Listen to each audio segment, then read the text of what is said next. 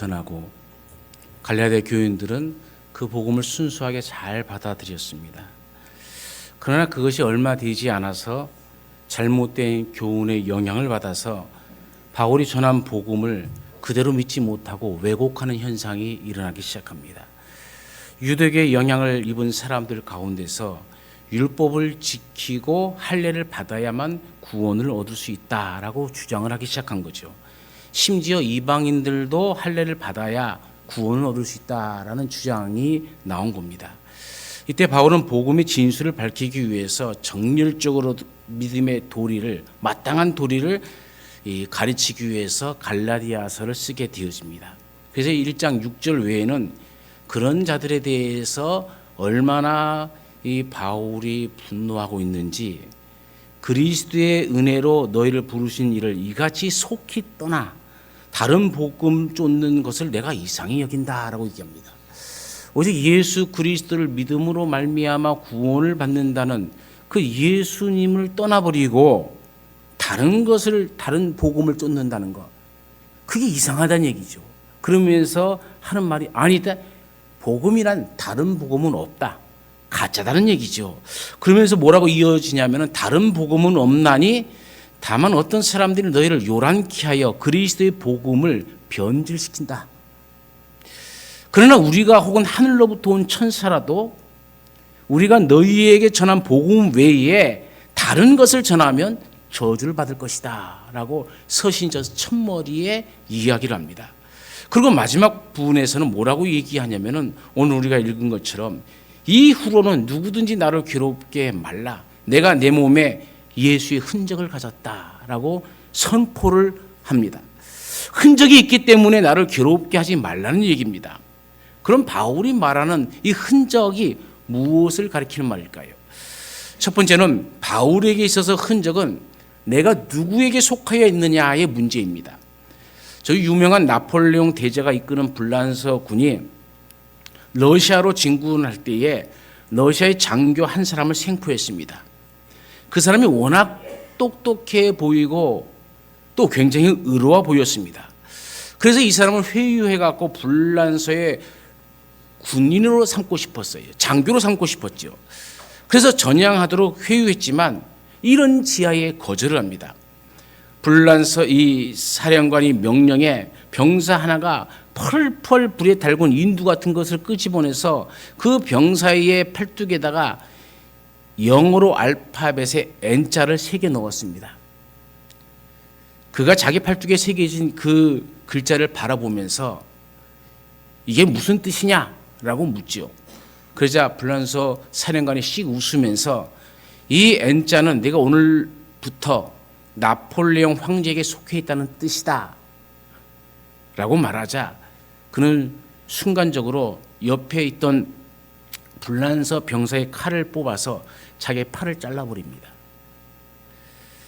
피가 뚝뚝 떨어지는 자기 팔뚝을 보면서 나는 러시아군 이외에 다른 흔적을 가질 수 없다. 나는 영원히 러시아의 황제 짜르 황제에게 소속돼 있을 뿐이다 라고 외쳤습니다. 여기 흔적이란 말은 나는 누구에 속해 있느냐라는 말입니다. 여러분, 나는 누구에게 속해 있다는 뜻이 무엇이겠습니까? 바울이 이야기할 때 그 첫 번째는 나는 예수의 제자다라는 선언입니다. 흔적이란 스티그마라는 헬라어입니다.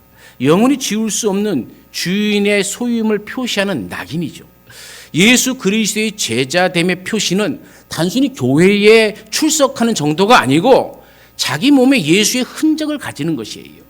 예수님의 제자된 증거는 예수님을 닮은 흔적이 내 삶 속에 어느 부분에 있어야 된다는 얘기입니다. 초대 교회에서는 예수님을 따르는 자를 제자라고 불렀습니다. 이번 제자라는 말의 의미는 스승의 인격, 성품, 지식, 사상, 정신, 신앙을 본받고 닮아가는 자들을 말하는 거예요. 우리가 예수님의 제자라고 한다면 마땅히 예수님을 닮은 삶의 흔적이 있어야 합니다. 예수님의 정신인 그 사랑, 용서, 인내, 겸손, 자비의 흔적이 오늘 우리 가운데 있는지 잘 살펴보아야 할 일이죠. 두 번째, 나는 예수의 소유라는 선언입니다. 옛날에는 종에게, 특별히 이 신전의 종들에게는 어디에 속해 있다는 화인을 이마나 손에 찍어서 그 주인을 표시하는 풍속이 있었습니다. 종이 이마나 손에 주인의 흔적이 찍힌 후에는 일생 주인의 소유로 남게 되어 있었죠. 공동 번역에서나 또 새 번역 성경에서는 이 말을 흔적이라 하지 않고 낙인이라는 말로 새겨 넣었습니다. 사실 이 단어는 고대로부터 노예나 범죄자나 또 이 군인 등과 같은 사람들에게 어떤 제한성을 부여하기 위해서 몸에 새기는 낙인이나 문신을 말하는 것이죠. 우리가 출애굽기 21장 6장이나 신명기 15장 16절에도 이 이야기가 그대로 나옵니다. 그러나 그보다 더욱 중요한 것은 바울이 생각하는, 그래서 갈라디아에서 보내는 이 편지 안에다가 이 스티그마라는 이 흔적이라는 말을 통해서 의미하고자 하는 바는, 깨우치고자 하는 바는 더 큰 의미가 있는 것이죠. 이 스티그마라는 말을 통해 바울 자신이 예수의 종이요 예수님은 그의 주님임을 생생하게 표현해 주고 있는 겁니다. 즉 예수님이 나의 주인이다, 나는 예수님의 종이고 소유다, 이 고백이 흔적이라는 말입니다. 나는 예수 그리스도의 영원한 속한 자요, 나는 영원히 예수 그리스도를 배우는 자다. 그래서 나는 내 몸에 예수의 흔적을 가졌다라고 자신 있게 얘기하는 것이죠. 그리스도 안에서의 흔적, 이 스티그마는 예수님을 사랑한다는 증거이고 예수 그리스도의 모든 것에 순종한다는 의미를 포함하고 있는 겁니다. 세상적으로 보면 바울은 로마의 황제 밑에 있었습니다. 그러나 그의 주인은 언제나 예수 그리스도였습니다. 그의 육체는 쇠사슬에 매여 있었지만 그의 영혼은 그리스도 안에서 언제나 자유함을 누리고 있었죠. 나는 예수에게 온전히 속한 그의 소유이므로 나는 예수를 위하여 살아가야 할 사람이라고 선언이 로마서 14장 7절과 8절, 갈라디아서 2장 20절에도 나옵니다. 여러분, 그렇다면 오늘 나는 누구에게 속하여 있습니까? 아니, 나는 지금 누구를 위해 살고 있습니까? 확실하게 나는 그리스도에 속해 있다라고 자신 있게 이야기할 수 있는 우리가 되어지길 간절히 바랍니다. 우리 교회도 마찬가지 아닙니까? 온전히 예수님과 속한 교회, 예수님이 우리 교회의 머리이신 교회, 예수님이 주인이시고 우리는 예수님의 소유이고 또 종임을 선언하면서 주인 대신 예수님을 위해 존재하는 교회, 그 뜻에 따라 존재하는 교회가 되기를 간절히 바랍니다. 두 번째로는 주님을 위하여 희생한 것이 있느냐의 문제입니다. 영국의 아서왕은 기사들이 전쟁에서 돌아오면 을에 묻는 질문이 있습니다. 그대는 희생의 흔적을 가지고 있는가라는 질문을 합니다. 전쟁터에서 상처를 입고 왔느냐? 그 질문을 하는 거예요. 그 흔적이 있는 기사는 왕의 만찬에 동참하게 되어지고 없으면은 아서왕은 다시 전쟁터로 보냅니다. 너는 가짜 군인이다. 흔적을 가져야만 참 군인이다. 이런 환영을 받을 수 있는 군인이다라고 선포하는 것이죠. 종말에 예수님께서도 우리에게 물으실 것입니다. 그대는 내 흔적을 가지고 있느냐? 내 몸에 예수의 흔적을 가졌다는 말은 복음 때문에 받게 된 핍박과 고난의 상처를 가지고 있느냐 없느냐의 문제죠. 예수의 복음 때문에 받게 되어지는 핍박과 고난의 상처는 우리 그리스도인들이 지녀야 할 예수의 흔적입니다. 실로 사도 바울은 대단한 핍박을 받았습니다. 바울은 갈라디아 지방의 한 성 루스드라에서 돌에 맞아 죽은 후에 죽은 것으로 판명되어서 성 밖에 내어 버려졌습니다. 그러나 바울은 이러한 핍박을 불평하거나 회피하지 않았습니다. 고린도후서 1장 5절에 보면 그리스도의 고난이 우리에게 넘쳤다라고 얘기합니다. 이 넘쳤다는 표현이 그래서 나는 힘들다는 표현이 아닙니다. 고난이 내게 넘쳤으므로, 나는 예수의 흔적이 이렇게 많으므로 나는 자랑할 것이 있다는 얘기예요. 골로새서 1장 24절에서는 골로새 교인들에게 뭐라고 얘기합니까? 그리스도의 남은 고난을 그의 몸된 교회를 위하여 내 육체에 채운다라고 얘기합니다. 그 고난이 내가 예수 그리스도를 믿는 흔적이 되어지고 예수님 앞에 섰을 때에 자랑할 만한 것이 되어지는 겁니다. 우리도 무릎 꿇고 기도의 흔적, 눈물의 흔적, 열심히 교회를 섬기는 충성의 흔적을 가지고 있어야 되지 않겠습니까? 우리는 어떤 모양이로든지 그 흔적을, 예수 믿는 흔적을 지니고 있어야 됩니다. 그래서 그날 심판 앞에서, 심판대에서 그리스도인의 흔적을 하나님 앞에 내어드려야 됩니다. 오늘 우리의 성도들도 이 예수님의 흔적을 우리 몸에 지니고 살아갈 수 있기를 간절히 축원합니다. 세 번째로 흔적이라는 말은 예수님의 보호 아래에 있다는 말입니다. 원래 하나님께서 하나님의 사람들을 보호해 주신다는 사실은 신약 성경에만 나오는 얘기가 아니라 구약에서부터 나오고 있습니다. 하나님은 도망가는 야곱에게 나타나셔서 말씀하십니다. 내가 너와 함께 있어 내가 어디로 갔는지 너를 지키며 너를 이끌어 이 땅으로 돌아오게 할지라. 내가 네게 허락한 것을 다 이루기까지 너를 떠나지 아니하리라. 이 하나님이 야곱에게 약속하신 내용입니다. 스티그마, 이 흔적이라는 마을은 바울이 갈라디아에 있는 교회의 이 적대자들에게 맞서서 그가 그리스도의 보호 아래 있음을 나타내는 말이기도 한 것이죠. 보호 아래 있다는 말은 우리가 죽는 날까지 하나님이 우리를 보호하신다는 뜻입니다. 때로는 환난을 당하지만 그 어려움 중에서도 하나님은 우리와 함께 하실 줄로 믿습니다. 모든 것이 다 망한 것 같이 보이더라도 하나님이 반드시 우리를 지켜주실 줄 믿으시길 바랍니다. 그러면 이 스티그마의 바른 뜻은 무엇이겠습니까? 그 첫 번째가 유대교의 할례를 넘어선 참된 할례를 뜻하는 말입니다. 빌립보서 3장 3절에 하나님의 성령으로 봉사하며 그리스도 예수로 찬양하고 육체를 신뢰하지 아니하는 우리가 곧 할례당이라 얘기합니다. 바울이 빌립보 교인에게 편지하면서 말하는 할례는 우리 육신에 취하는 그런 할례가 아닙니다. 새 이스라엘 백성님을 증명하는 종말론적 완성의 표식이라는 것이죠. 이제 우리는 육신의 이스라엘이 아니라 영적인 이스라엘, 다시 말하면 영적으로 하나님의 백성이 되었다는 거예요. 그리고 이 스티그마만이 우리를 예수 그리스도의 참된 백성임을 나타내주는 증거가 되어집니다. 구약에서는 그것이 할례였습니다.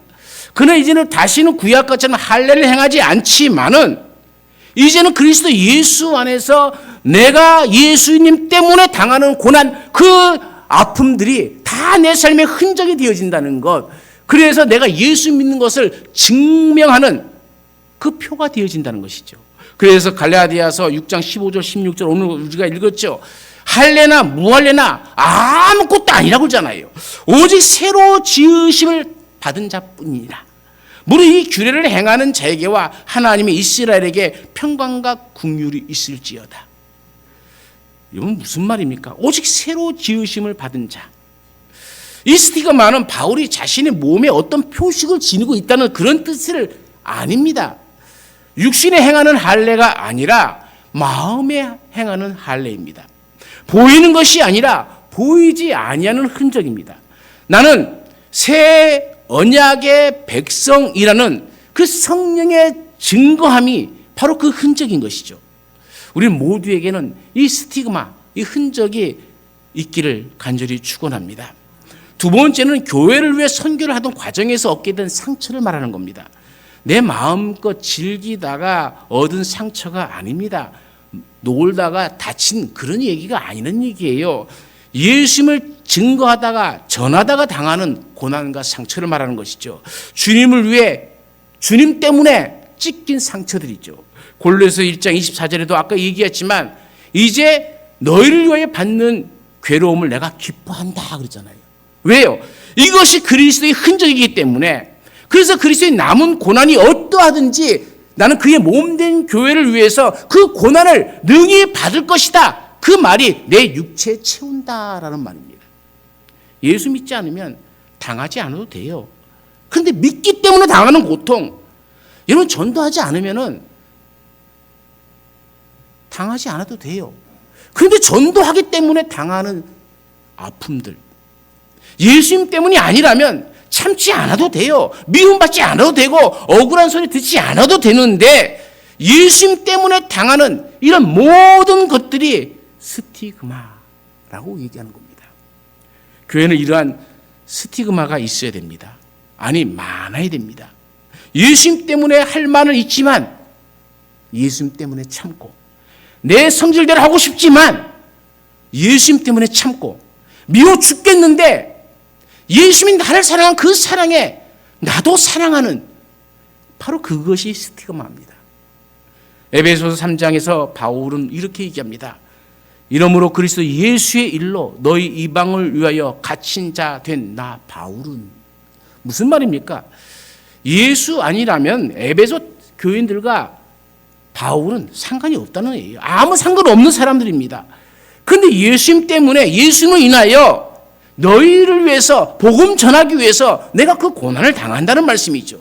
예수님 때문에 싸우고 싶지만 참고, 고소하고 싶지만 그 영광을 가릴까 봐 견디는 것이 바로 스티그마입니다.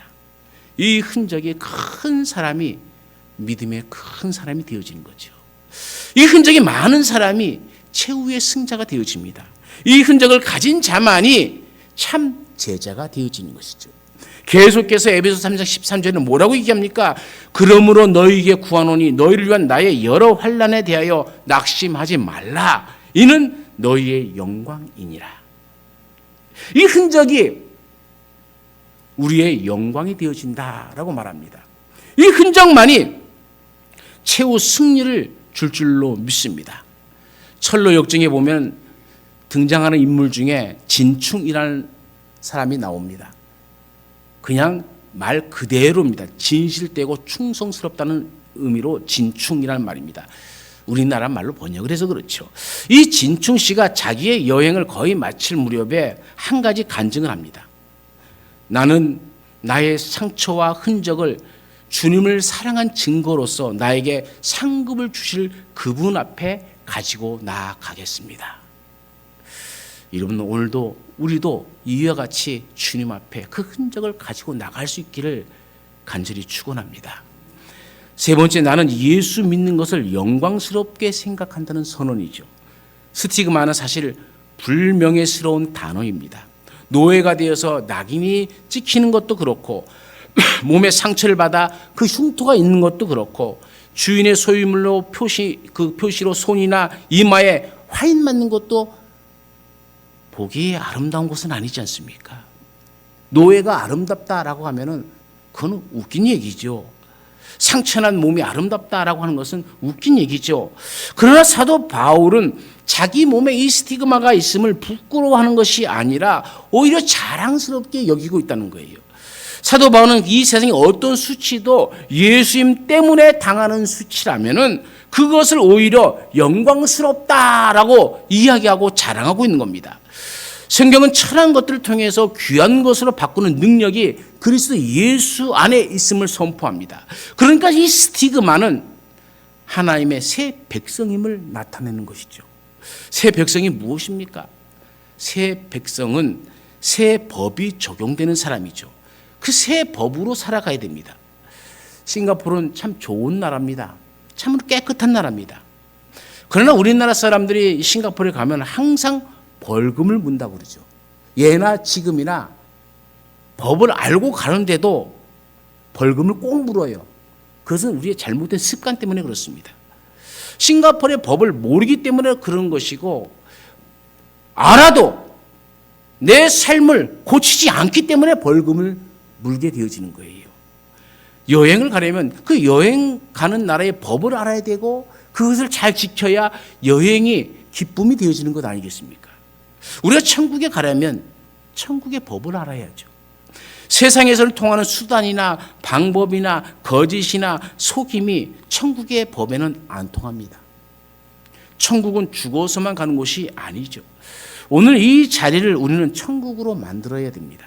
이 자리가 천국이 되어줘야 되죠. 그러기 위해서는 이 스티그마가 필요합니다. 이 스티그마는 종종 성령의 열매로 표시되어지기도 합니다. 사랑과 희락과 화평과 오래 참음과 자비와 양성과 충성과 온유와 절제. 이 9가지 성령의 열매들이 내 삶에 있는 것, 그것이 흔적입니다.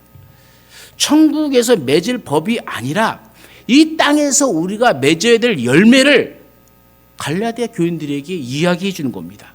그럼 모든 것을 이야기해 주면서 내가 그 흔적, 그 예수의 흔적을 가졌다라고 이야기하고 있는 겁니다. 예수 믿는다는 흔적. 이 열매가 많으면 그것이 천국이고요. 새 시민으로서, 새 백성으로서 살아가는 것이죠. 이 땅에 살면서 동시에 천국의 삶을 같이 누리면서 살게 되어집니다. 예수 그리스도는 우리의 화평이라고 에베소 2장 14절에 말하고 있죠. 그분이 십자가의 사건을 통해 주시는 진정한 평화는 물리적 폭력을 거부할 뿐만 아니라 내면의 증오심까지 다 버리고 상대방을 사랑하게 만드는 화해의 선물입니다. 이 시대의 고난과 증오의 현장에서 진정으로 필요한 것은 바로 이러한 예수 그리스도의 평화가 아니겠습니까? 우리 모두에게 이런 흔적으로 인해서 천국의 풍성함이 함께 해야 될 줄로 믿습니다. 네 번째 마지막으로는 십자가만을 자랑하는 겁니다. 여러분의 자랑은 무엇입니까? 여러분의 기쁨의 근거, 그것이 곧 자랑거리 아니겠습니까? 내 마음에 기쁨을 주는 것이 있다면, 보람과 긍지를 주는 것이 있다면 그것이 우리 인생의 자랑거리가 되겠죠.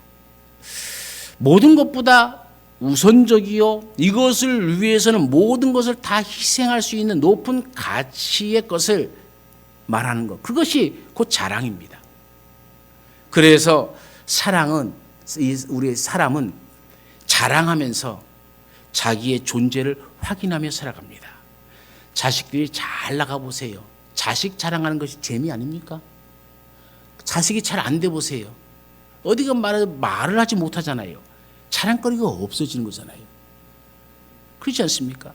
여러분, 나의 자랑거리가 무엇인지를 한번 가만히 생각해 보세요. 사도 바울은 참 자랑할 것이 많았던 사람 아닙니까? 그가 가지고 있던 세상적인 자랑이 우리가 지금 새벽 기도 때 보고 있는 빌립보서 3장에 열거되어 있습니다. 예수를 믿고 십자가를 알게 된 이후에는 이 바울이 자랑했던 그 모든 것 자랑이 싹 사라져버리고 맙니다. 모두 덧없는 것이요, 헛것이요, 해로운 것이 되어버려요. 분토와 같이 여긴다라는 말씀도 나옵니다. 배설물로 여긴다는 말도 나와요. 다 잊어버렸다, 다 내버렸다, 그런 선언이죠. 우리 인류는 하나님의 아들의 존귀하신 몸에 잔인하게 상처를 낸 죄악된 자들이 우리 조상들입니다. 예수님이 부활하셨을 때에 그 흔적을 그대로 간직하고 부활하셨다는 것을 아십니까? 우리는 상처난 예수님을 바라볼 때마다 우리를 위해 고난받으신 예수님의 크신 사랑을 확증하고 있는 겁니다. 그래서 바울은 뭐라고 선포합니까? 우리 주 예수 그리스도의 십자가 외에 결코 자랑할 것이 없다. 나는 오직 예수만 자랑하겠다. 그 십자가 외에 내 자랑할 것은 아무것도 없다는 얘기입니다. 자랑할 것이 없어서가 없는 것이 아니라 자랑할 것으로 따지면 너희보다 훨씬 많지만은 세상에 추구하는 모든 것들을 내가 다 누려봤지만은 나는 그것을 배설물로 여긴다. 그거 자랑할 것 아무것도 없고 오직 나는 우리 주 예수 그리스도의 십자가 외에는 자랑할 것이 없다. 바울은 왜 그토록 십자가를 소중히 여겼습니까?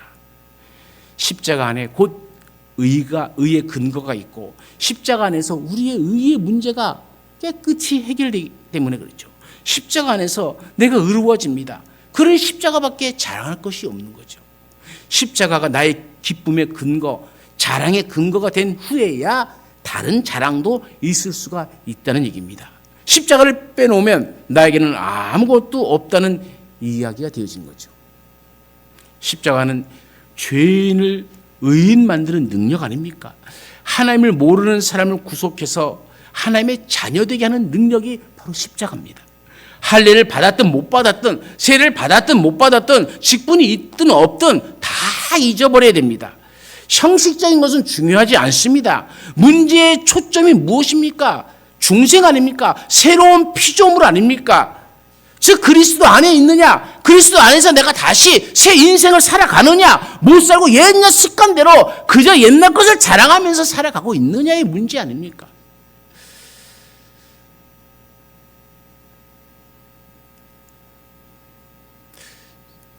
이번 저는 아시안게임에 한국이 우승할 줄 알았어요.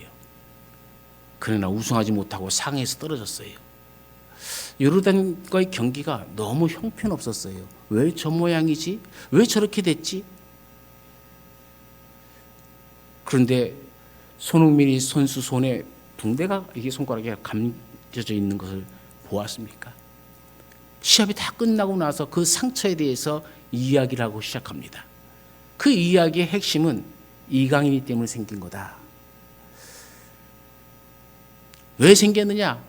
내일이 요르단과의 경기니까 이걸 넘어야 우리가 결승도 가고 우승도 할 것 아니냐.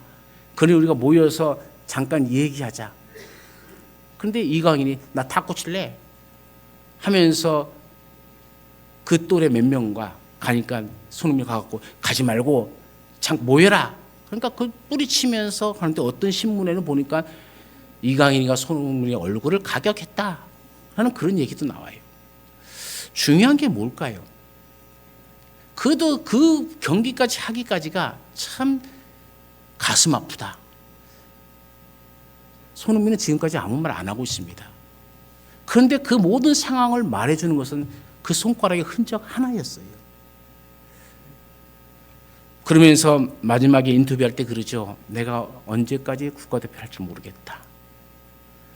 당장이라도 그만두고 싶은 마음이 왜 없겠습니까?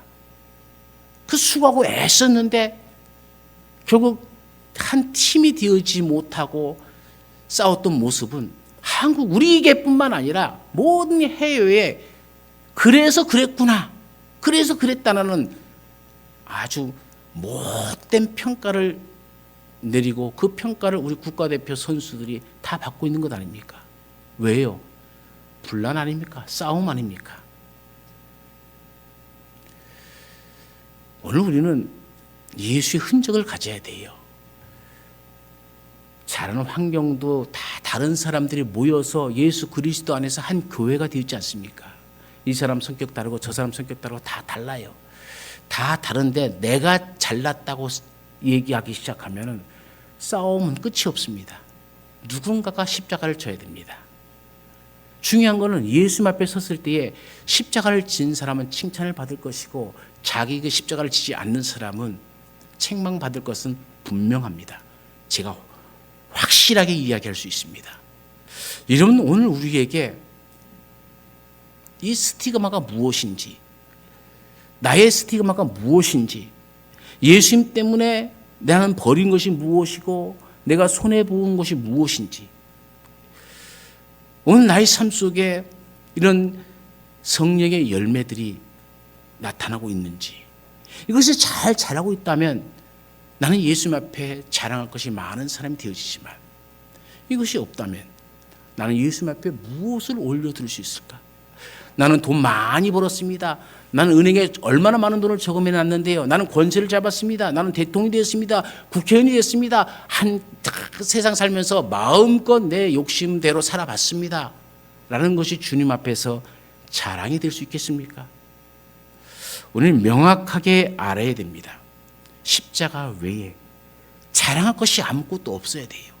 십자가 때문에 참아야 되고 예수님 때문에 인내해야 되고 예수님 때문에 내가 옳지만 나는 틀린 것이 없다고 생각하지만 그래도 먼저 가서 화해하고 서로 품어줄 줄 아는 그런 모습이 바로 오늘 우리의 모습이 되어야 되지 않겠습니까?